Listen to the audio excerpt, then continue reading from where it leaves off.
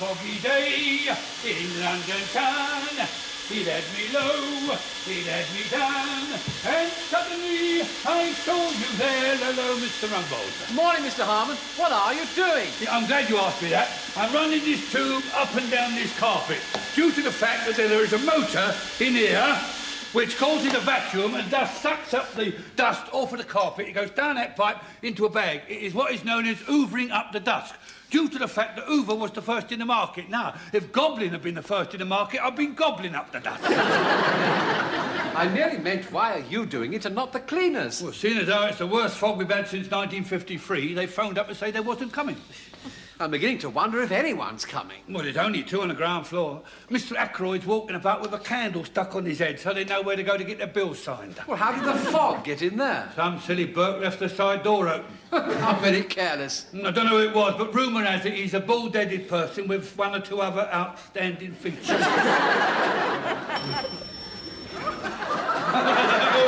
Enter the Demon King. Apparently some idiot left the side door open and filled the place with fog. Yeah, well, the culprit is disguised. That will do, Mr Harmon. You should be down in the basement. Oh, very well. But first, I am going to the pets department to procure for myself a canary, which I will put in a cage and lower to see if the atmosphere down there is suitable for my respiratory organs. Come on, R2-D2. Well, at least you're here on time, Peacock. Congratulations. Quite by chance. I was coughing myself to death at the bus stop when a vintage Rolls-Royce drew up. And inside was none other than young Mr Grace. Without winding down the window, he mouthed the words, "Would you like a lift?" I don't suppose he wanted the fog getting into his car. Indeed he didn't. I travelled 8 miles on the running board. Oh, well, report to me when the others do arrive. I have an important announcement to make. Certainly, sir.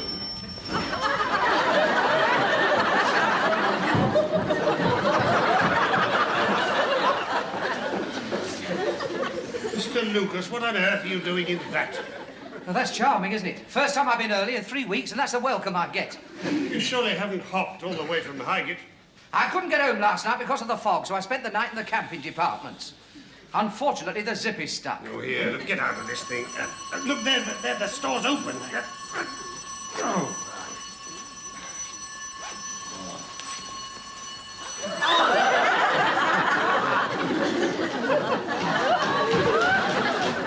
Mr Lucas, you have just lost us a sale. Now, where are your clothes? They're still in the tent. Go and get them on. And get a dressing gown out of stock. Oh, blimey. It's going to be one of them days, isn't it? Give us a hand, I've got Mrs Slocum in here. Push that side. I'll push this. Now, push. Push.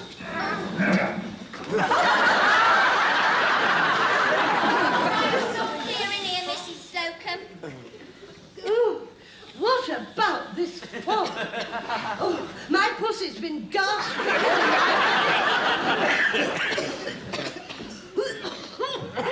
Oh, and as for me bronchials... It's a good thing you had your gas mask.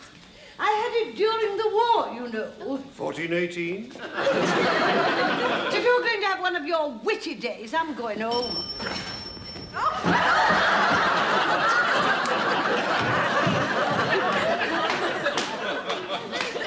Never believe the trouble I've had getting here. Mr Humphries, you haven't come through the streets like that. Well, only as far as Tower Bridge. The buses aren't running. So I got into my gear, I went down to the bottom of the garden, waved bye-bye to my mother and jumped in the canal. I thought I'll turn right at the sluice and come in with the tide. Apart from a bit of a fracas with a boy at Battersea. B-U-O-Y. It was quite an uneventful trip. Till I got picked up by the river police on their arse dick. A-S-D-I-C, full stop. Apparently I was given a very strange reading, so they hauled me in, peeled my suit off, showed me to the sergeant, who took one look at me and said, "We don't keep tiddlers," and threw me back. What are you doing?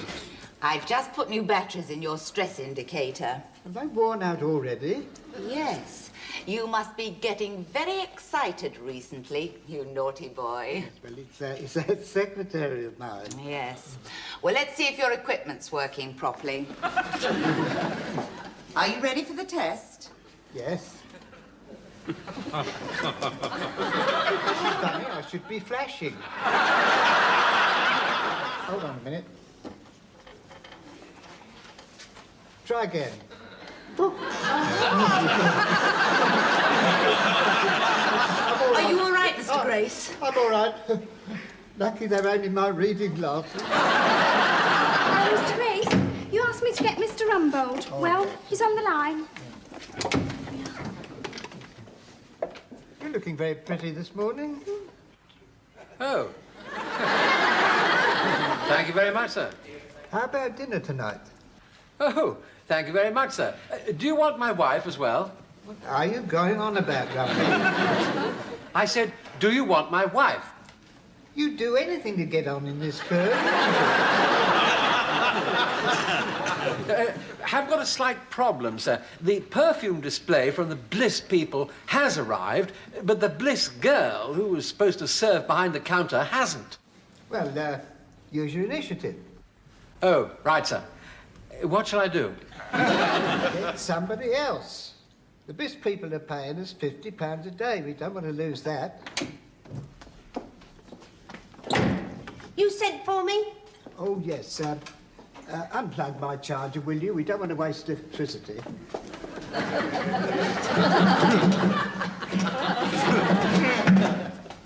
Will there be anything else, sir? Yes, you're fired. So, anyway, we both came out of the pictures, you see, and we got into her sports car, and she's sitting there brushing her long blonde hair in the driving mirror. You know, the way they do. And she turns to me and she said, shall I drop you home? You refused, of course. Well, no, she behaved herself quite well in the cinema. Apart from when she reached over to get a chocolate and I had the box on my lap. That was when she was looking for the one with the art centre, was it? Yes, she wasn't best pleased when she had to make do with the marzipan. Anyway, you see, we get outside the front door and she said, she looked at me, coy-like, you know, and she said, are you going to invite me in for coffee? And did you? Well, no, I got a crack in my corner. So, anyway, she said, well, we'll have to say good night here, then. And she flung her arms round my neck and she grappled with me like Mick McManus. You never told me you'd been out with Mick McManus. If you're going to mock me, I shall not let you be privy to my confidences. So, anyway, she presses a button and the seat flew back, and there I was, about to be washed away on a tidal wave of passion when my mother banged on the bonnet with a rolling pin and gave her a minute to get out or make an honest man of me. Menswear. Warwick, shove it down about there. That's it, Warwick. There we are. There. Presenting the Bliss Pong Shop. Where would you like it? It has to go over there. You and you, take that counter away. Don't move. Stand fast. Captain Peacock, you do not tell my men to take that counter away. They are under my jurisprudence. You tell me to take that counter away, and I tell them to take that counter away. Harmon, take that counter away. Mr. Harmon. Very well, Mr. Harmon. What? Will you please take that counter away? Right. You, counter, out. Just a minute. Put that counter down. Mrs. Slocum. Captain Peacock, I do not respond to any man's finger. You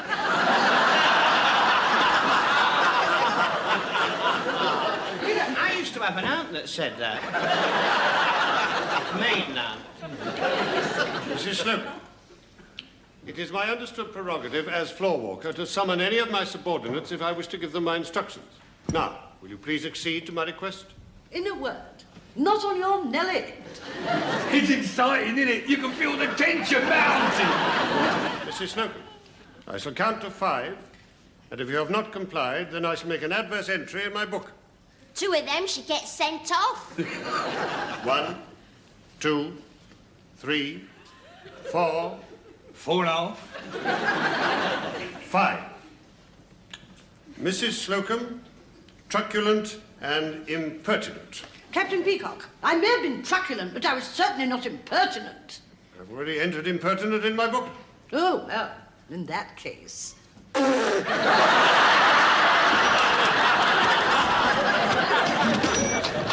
Now, let me get this clear. You wiggled your finger at Mrs. Slocum. I did not wiggle it, sir. I did that. And Mrs. Slocum took exception. Correct. What sort of exception did she take? Dare you, Peacock? I asked you a perfectly civil question. I was merely illustrating the gesture that Mrs. Slocum made to me. Gestured with fingers. Yes, I've got that written down. Were there any witnesses to this sign? Well, we only saw it from a distance. For all I know, she might have only used one finger. Mr. Humphries, did you see her raising 2 fingers? Oh, yes. As a matter of fact, I thought she was doing it to me. She often does. What, as an inflammatory sign? No, to save 2 seats for the canteen. So Captain Peacock might have misinterpreted this gesture. Yes. Are there any other complaints concerning Mrs. Slocum? Now, the next complaint I have against her is that she made a noise I objected to. What sort of noise? Yes, that is an objectionable noise. Why did you do this, Mrs. Slocum? Well, his wiggling finger got right up my nose. Peacock, you didn't tell me this. You must give me all the facts. Now, let's start again. You put your finger up Mrs. Slocum's nose, causing her to snort in a sort of fashion. Then, logically, she would put up 2 fingers to protect her nose from your probing digit. This, in turn, Mr. Humphries misinterpreted as a request for him to save her 2 seats in the canteen. Have you got anything else written down in your book that you'd like me to clarify? Not on your Nelly. Oh, well, if that's it, there's no more to be said. Rather a waste of time, really.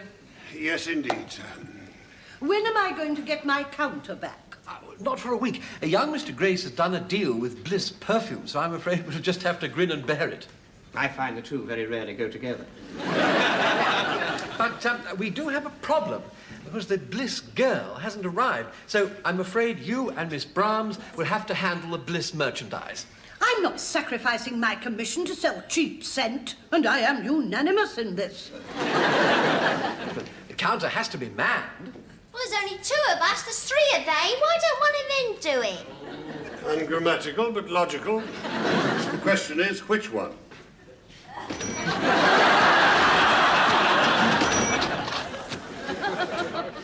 Cool, what a pong. I have to test it if I'm going to sell it. What's about that secret rendezvous? Ooh, it wouldn't be easy to have a secret rendezvous wearing that. Everybody would know you'd been there.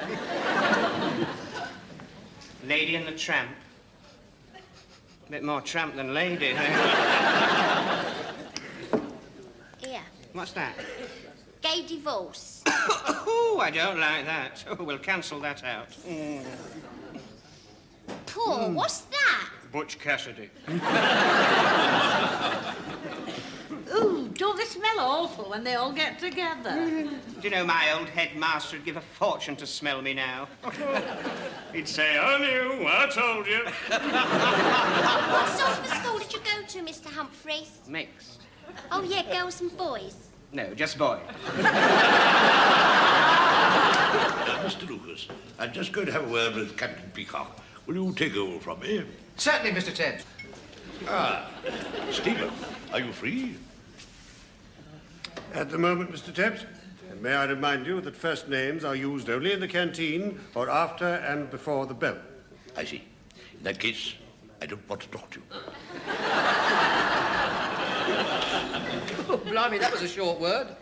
Tidy up that glove drawer, Mr. Lucas. Well, it is tidy. It isn't now. Peacock told you off, did he?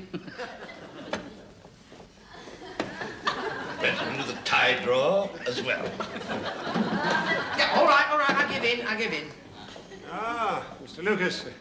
I'm glad to see you usefully employed in tidying the drawers. Thank you, sir. The tie drawer is also in a terrible mess.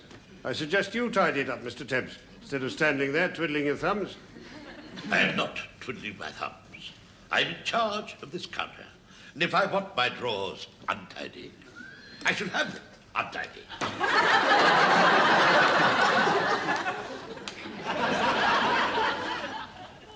Now, let me get this clear. There's been yet another fracas on the floor. One thing I want to get straight right away. Did Captain Peacock put his finger up your nose? Oh, of course he didn't. Well, then what caused you to lose your temper? He was sticking his nose into my business. Noses do come into it. I thought so. There's always a common factor, you know. This whole dispute is caused by the perfume counter. And what's perfume associated with? Noses. Quite extraordinary. It's because Mr Humphries is on the perfume counter and unable to exercise his tidy influence on Mr Teb's counter. It's got nothing to do with tidiness, Mr Rumbold. It's because Mr Humphries isn't with us and we're undermanned, and that's upset Mr Tebs, doesn't it? Right.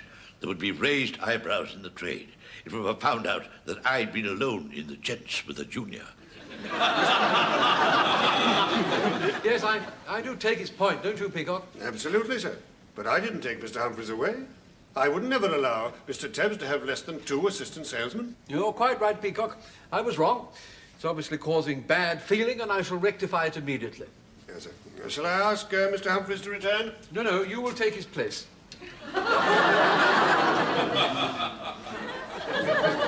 I will take his place? That's what I said. I must protest. No, it's not a matter for discussion. I've made a decision. I'm not taking over as senior salesman serving behind the men's counter. Oh, quite correct. You are taking over Mr Humphries' position as assistant salesman under Mr Tebs. I'll show you the ropes. You better sign for your tape and chalk. If this gets into the Floor Walkers Gazette, he'll be ruined. Let me get one thing straight.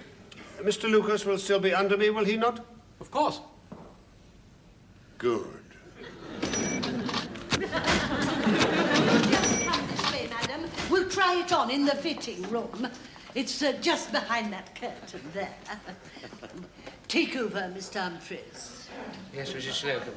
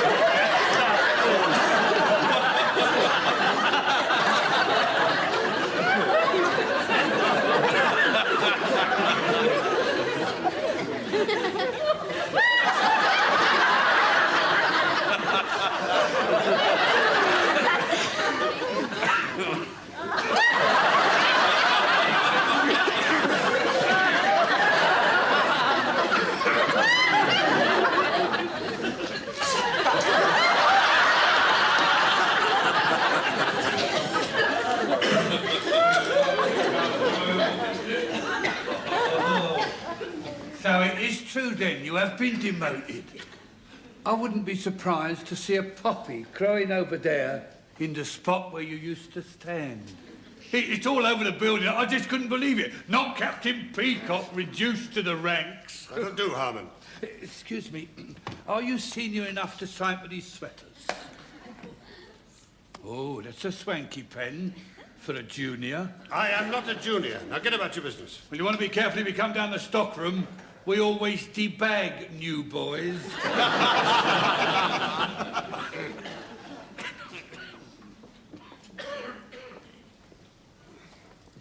What are you doing, Steve? Mr Lucas, you will continue to address me as Captain Peacock.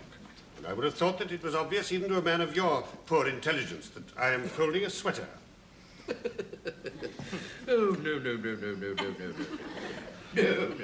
Mr Tebs would never stand for that. Excuse me. Now, he likes it like this, you see. Face down, fold that side over there like that, bend the arm down there, fold that one in like that, bend that arm down there, then over there like that, and there you are. You've got it, you see. You'll soon learn. A couple of weeks, you'll soon get the hang of it. I shall not be here in a couple of weeks. Well, that's up to Mr Rumbold, isn't it? I mean, he goes like that and you jump. You know, I felt really sorry for you in there. I mean, I thought to myself, he made you look about that big. I thought to myself, what a come-down, I thought. After all those glorious years in the pay corps. The Royal Army Service Corps. Whatever it is. I mean, to have to accept that sort of humiliation lying down, but I mean, still, what else can you do at your time of life? I mean, even if you resign and go to the Labour Exchange, what's going to happen? Yes, I can see it all now. There you are in the queue, you get up to the counter, you put in your card, and the voice says, "Now then, Peacock, what are we going to do with you, ma?" What are your qualifications? We don't have no job, so nobody's standing around looking snooty all day. You bus conductor Monday, next week. Lucas. Tidy the handkerchief drawer? Well, it is tidy. White trash. Blimey, she's got a right one in there. Oh, she should be so lucky. 4 o'clock and not a drop sold. Miss Brahms, while you're at it, bring me another corset. The size 40 multi-hole jumbo expander. The last time I saw something like that, it was being used to restrain King Kong. You haven't seen what she's got in there. Excuse me. No, you gave me quite a start. I wonder if you could help me. Well, I'm just standing in for someone at the moment, but I'll do my best. Well, I'm not very happy with these stockings. What seems to be the complaint? Well, they ran as soon as I put them on. Yes, I think I'd do the same. Well, what are you going to do about it? Well, at the moment, I'm riveted to the spot. Well, I think the least you could do is to give me another pair. Oh, yes, of course. As a matter of fact, I'll give you 2 pairs. There we are. And if these should run, don't hesitate to bring them back and show them to me. I could start a whole new way of life. Thank you. That's really very sweet of you. Oh, not at all. How could I resist such a lovely smile? You're a very charming young man. I'm quite sure you're going to go a long way. Do you know, the last time anyone said that to me, I was standing in a white surplice singing All Things Bright and Beautiful. Men are so aggressive these days, aren't they? Isn't that the truth? They only want one thing. They don't have much choice, do they? Why don't you buy a hat? Oh, why'd you say that? I've got the very hat that'll go with those lovely eyes. Not many people can wear hats. You've got a hat face. Hang on a minute.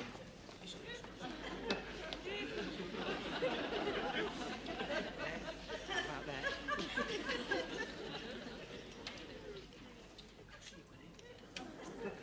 Oh, I love it, I love it. It's Dr. Zhivago. It's Garbo. It's Orient Express. It's reduced. I like it, I'll have it. It's all on my husband's account anyway. Oh, in that case, why don't you treat yourself to a coat? Look at this. I don't suppose he'll be able to afford it, but let's just slip it on for fun. Oh, just the feel of it does something for me. Oh, yes, I find that the same. £3,000? You'll have a heart attack. Well, fortunately, it is black. Have you got a long mirror? Well, I'm afraid it's engaged at the moment. Well, would you mind trying it on? Then I can stand back and look. As you can see, it's got the lovely high collar. Very haute couture. Deep pockets, a nice full back. Note the swell. And of course, with the high heels, you get that lovely bounce. Do you know, I'm really very tempted. Mr Humphries, what do you think you're doing? Madam has practically decided to take this with her. But it's £3,000. I know, and I'm having a commission. Not if I can persuade her to have something else, you're not. Good afternoon, madam. Are you being served, madam? Oh, blimey! Miss Brahms, bring the fox. Which one? The 3,000 knicker one. Aye, am the senior sales lady. I'm so sorry I wasn't here to help you. Oh, that's quite all right. I've been very well looked after. Yes. Now, how about this, madam? Why don't you try this on before you make up your mind? Well, do you mind trying it on? It gives me a better idea. Well, certainly, madam. Give me hand, Miss Browns. Oh, drat, the lining's gone. Come here.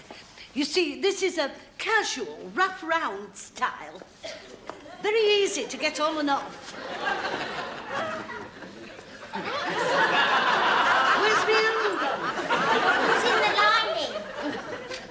What do you think? You look like a cross between Nelson and Basil Brush. Well, I'm not really sure about the colour. Do you know, I'm rather sold on the black. Get me that one, the one at the end.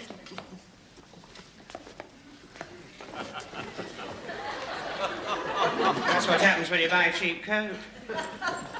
Now, this one is suitable for almost any occasion. It's Persian lamb.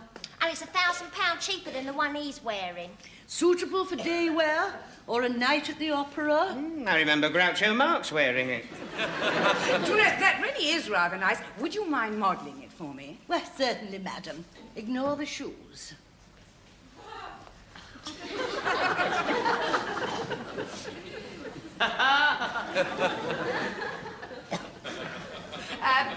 Could I see yours again? Sir.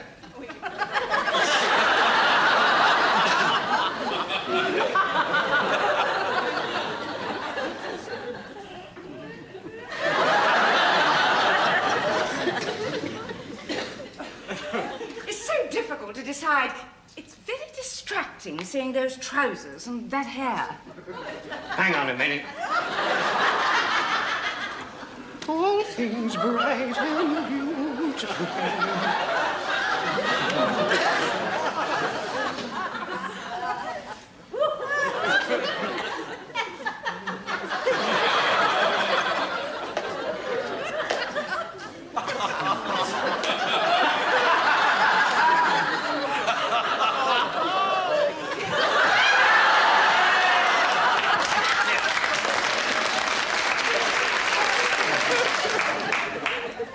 I love it. Look, here's my card. Charge it and send it round. Good afternoon. Good afternoon. Drat. Young everybody, young Mr. Grace. Oh, good afternoon, Mr. Grace. Good afternoon, Mr. Grace. Good afternoon, Peacock. You've been demoted, I see. Purely a temporary measure, sir. You've been scribbling on the walls again. That humorous cartoon, sir, was 15 years ago. I thought he got your ears very well. Was that the new girl from Bliss? No, sir, that's not the Bliss girl. She couldn't get here because of the fog. Said very attractive substitute. Have you got a boyfriend? Not at the moment. I've got a table at Romano's with caviar and a snap-up dinner. Would you care to join me? Well, it is Monday and my mother's only got cottage pie. That's settled then.